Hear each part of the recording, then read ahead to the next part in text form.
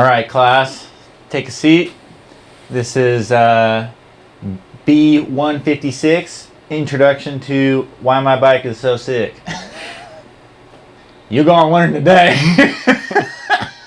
So to start things off, this is a Pivot Phoenix 2.9. It's their full downhill race bike. It's got 190 mils of travel, and as you can see, we've got it set up to go enduro racing. This has been my full-time trail bike for the past 4 or 5 months, and this thing is working really well for me. My background is pretty much in downhill racing, and I've always had downhill bikes, and I've always felt really good on my downhill bikes. And like, I don't care how cool or burly your trail bike is, there's nothing that can beat a full downhill bike when you're just trying to go for all-out speed on like gravity-fed tracks. There's just nothing that compares. Downhill bikes are the coolest thing ever. I've always kind of felt that way, but last year, like, I was riding my trail bike, felt real good, like, got some results I was real happy with, but at the end of the season, I just hopped on this thing. It was built up, like, as a full downhill rig with a dual crown, and was just doing laps at North Star, and I just couldn't deny that I felt a lot better on it, and I was just like, this thing is so sick. So it kind of got my mind turning, and I had an AXS drivetrain and a dropper post, so I slapped those on and just started pedaling it around as my trail bike, and I was completely sold after that, and kind of committed to developing this bike into my race rig for this year, and here we are. So the reason I think I feel so good on this bike isn't just because it's a downhill bike and has more travel, but it's really the way the geometry is set up on this, because I don't know, downhill bikes have followed like a different set of like geometry guidelines than trail bikes these days. Like, this is a large, it's got a 460 mil reach, and like a large trail bike, especially, you know, with this model year, you're seeing stuff that's in the 485, 490 mil range. Even though this has a shorter reach, it still has like a really long wheelbase.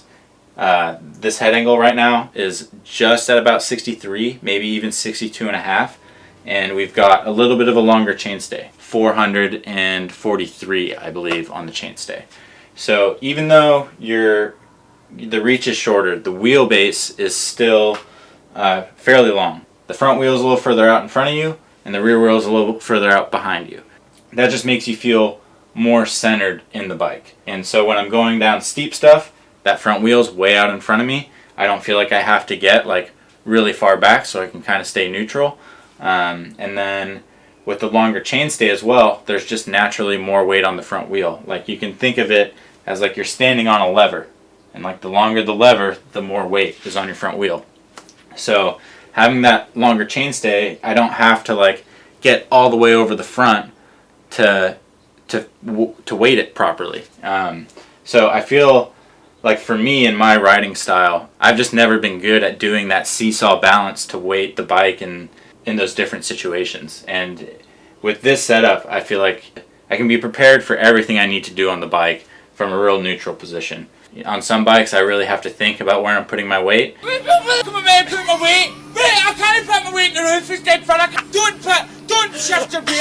And as you know, like, the more you have to think, the slower you're going to go. So I feel like I can just ride this bike, and I think that has a lot to do with the way the geometry is laid out. So before we get off the topic of geometry, one concept I was really thinking about when I was riding this bike was just the relationship between reach, head angle, and maybe what I like to call like arm travel. See if I can articulate this in a way that makes any sort of sense. On a lot of trail bikes right now, they've got really long reaches and head angles that maybe aren't super slack. They're getting slacker, but maybe not as slack as this bike. So in a situation when you're riding steep rough terrain, you're more stretched out over the front, and that steeper head angle maybe doesn't give me the confidence that I'm looking for to like really stick over the front. So I try and get further back on the bike. But if you've got a really, really long reach, trying to get further back on the bike, you're extending your arms. And then you're kind of in this locked position.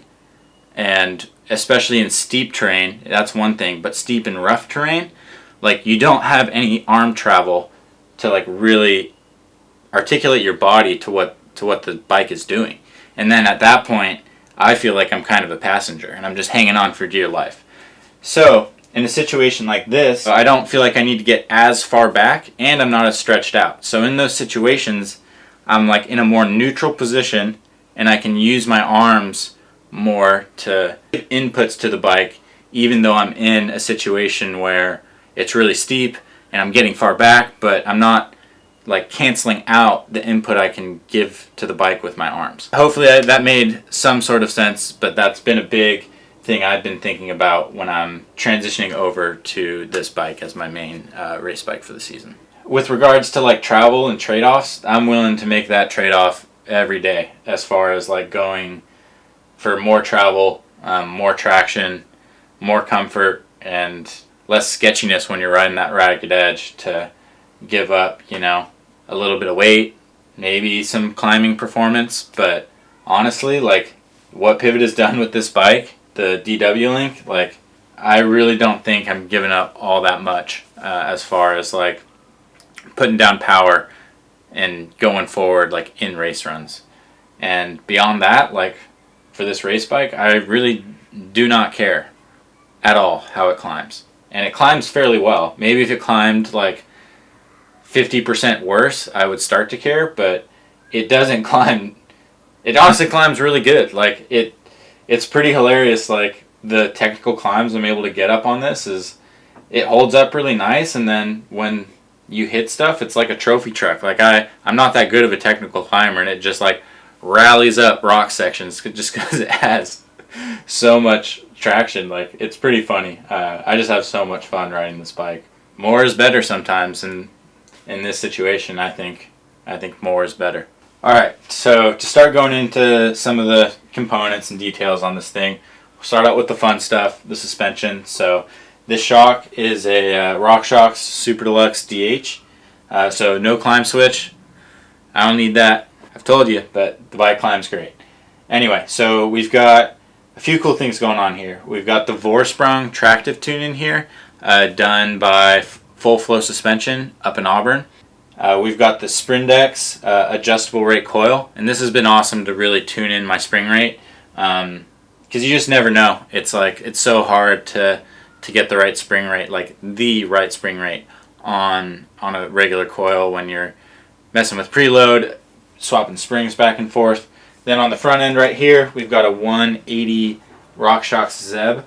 They actually make it in 190, and that's kind of what you would think right off the bat, but you have, I mean, it's got to be at least 40 mils of crown above where the travel stops. And on like a dual crown, at 200 mils of travel, the crown's pretty much flat.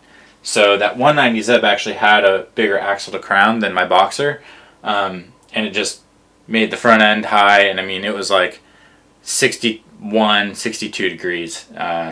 So bringing that fork back down to 180 kind of just had it feel more similar to how it did with the dual crown. So from there, I'm running an AXS drivetrain, XX1 derailleur, AXS seat post. This is actually the only way this bike is possible. It does not have internal cable routing. So for any of you guys that are curious about trying this setup, that's the key piece of the puzzle, is that AXS dropper post. Running the 52 cassette, get that extra climbing gear. I don't think people realize, like, especially at enduro races, like the name of the game is not to get to the top of the hill as quick as possible. Like it kind of surprised me going to like some of the bigger enduro races last year. Like the top guys are like just straight walking up like a 2,000 foot climb, and it makes sense. You're just conserving energy. So that 52 cassette with the 32 tooth chainring definitely gives me that low gear to just spin on the climbs and conserve as much energy as I can. I'm running Truvative Descendant 31/8 aluminum bars with a 50 mil stem. I've been playing with stem lengths a little bit. I was running a 40 mil stem, which felt really good. I think especially with the head angle that's so slack, the front wheel is just really far out in front of you. So it was kind of hard to get like turn in on it. Like the handlebars were just really far behind that front wheel, so it kind of felt like it wanted to always like push out and I couldn't really get it to like cut or initiate turns. The 50 mil stem gets the weight a little bit further forward, and now I feel like I can actually like turn in on it. I think it's a bit of a better setup for yeah, just all around riding it. Code RSC brakes, 200 mil rotors, front and rear. I've tried 220s, and they're cool, but just for having spares, swapping rotors, just keeping it 200 front and rear is more than enough power. These brakes are awesome. They're my favorite. Contact adjust gives you the bite point right where you want it, and I've got carbon levers. You can take guide carbon levers and put them on the codes, and the first time you ride in cold weather, you will be more than stoked, just because carbon doesn't transfer, or doesn't, I don't know, they don't get as cold. So we've got GX 165 cranks. The bottom bracket on this thing is really low, and it's got a lot of travel, so just do everything I can to avoid rock strikes. Like having a little bit of shorter cranks, leverage, I really don't know how much of a difference that makes, nor do I really care. Like what I really care about is not hitting my pedals and getting sent over the bars. So shorter cranks, they feel good, and they might keep me from hitting a rock or two. And if they prevent me from hitting one rock and catching, then it's more than worth it. Let's see. I guess we'll go on to wheels. So up front, I'm running the Zip 30 Moto. It's a single wall carbon rim. I've ran these quite a bit, and I really like them. The technology is really cool, and it does make a legitimate difference. But for what I'm doing, going racing, real gnarly tracks, like traveling to races and stuff, having an aluminum rear wheel there's just no peace of mind like having an aluminum rear wheel. So this is the wheel off my e-bike right now, but I normally run like a 511 to whatever rear hub I can get. The tires that I'm running right now, for the local stuff, I'm running an Assegai XO Plus Max Terra and a DHR2 Double Down Max Terra. Around here, it's like a lot of dry, hard pack stuff, and I just don't like changing my tires that much. So the Max Terra compound lasts real long, and I honestly think in some situations it's more predictable. But race season, I think we'll be sticking with Assegai, DHR2, and then like upping the casings if we need to. And I don't really know where I sit on inserts. I'm running a Cushcore XC right now. I'm not the hugest fan just because it's a pain in the ass, really. Like, as a privateer going to the races, like, I like to put on fresh tires before a race, and doing Cushcores is like not that enjoyable. I changed my views on that, but I think for now, at the races, like Cushcore XC in the rear, and that's it. And playing with casings, depending on how much flat protection I want. I think for the mellower races, double downs, even like maybe an XO Plus in the front are fine. And then going to some of the bigger events, I'll probably be running double down Assegai up front, and either double down in the rear or just full downhill casing in the rear. Besides that, I don't know, running an MRP SXG chain guide. These descendant grips are actually pretty sick. These just came out, and I'm a big fan. WTB, I think SL8 saddle. It was the narrowest saddle I could find just to be out of the way for my legs, and it feels all right on my taint, so it's kind of what I'm running. That's the race rig. I'm friggin' super pumped on it. But yeah, excited to get this thing on track and go fast.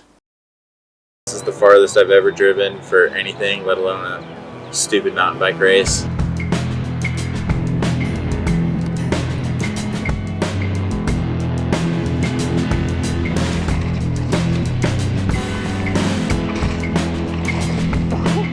I think I'm riding really good right now.